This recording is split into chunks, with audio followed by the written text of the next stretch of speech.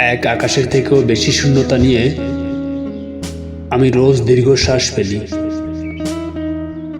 নিভু নিভু আলোর মতো নিঃশেষ হয়েও আমি নিজের অস্তিত্বকে মেলে ধরি।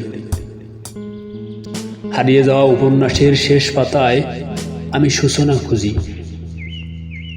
জানি না কোন আশায় নতুন নতুন উপায়ে বেঁচে থাকার জন্য লড়াই করি। শুধু জানি আমাকে বেঁচে থাকতে হবে। প্রতিনিয়ত কত অভিনয় করি আমি। ভালো থাকি না, তবুও ভালো আছি বলতে থাকি।